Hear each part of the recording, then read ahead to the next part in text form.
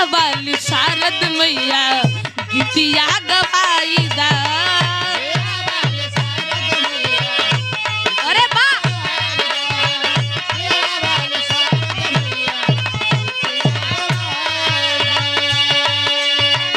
तोहरे सहारे आई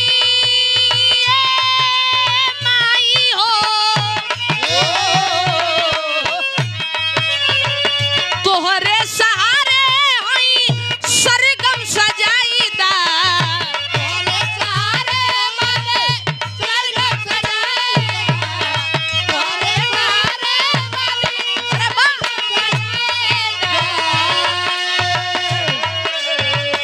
तोहरे सहारे होई सरगम सजाई दा। बीड़ा वाली शारद मैया गीतिया गवाई दा। बीड़ा वाली शारद मैया गीतिया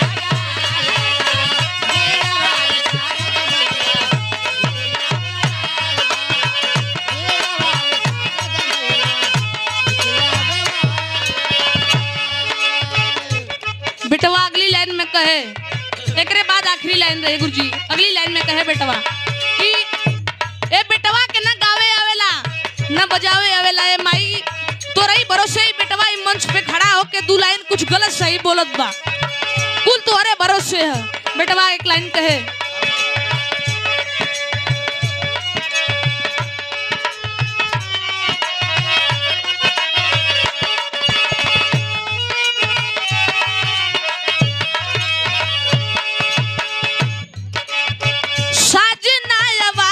कैसे गीतिया हम गाई।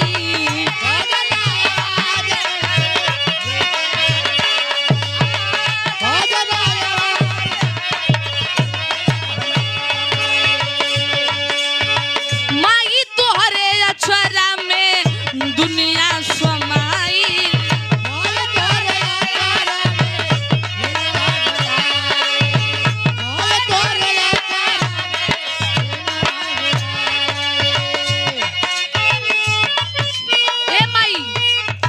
माई औरी बेटवा के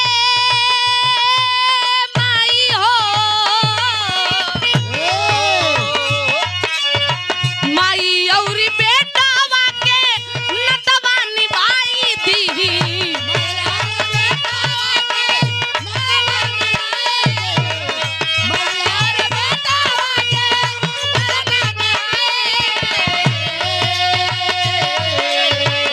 माई औरी बेटवा के नटवा निभाई दी। बीड़ा वाली शारद मैया गीतिया गवाई दी। बीड़ा वाली ओ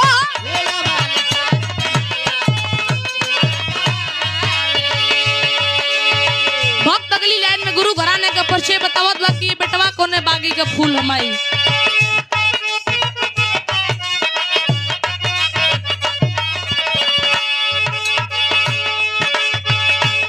सरजू शिव मूरत ज्ञान दे के गहिले।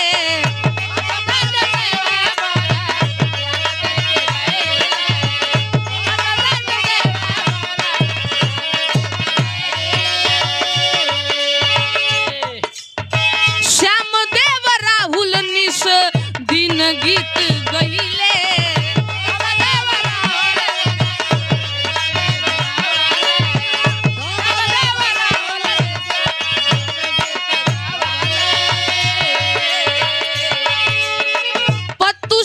शिव मूरत ज्ञान दे के गईले। श्याम देव राहुल निस दिन गीत गईले। मोती आयुष के माई और मोती आयुष के और हौसला बढ़ाई दी। और मोती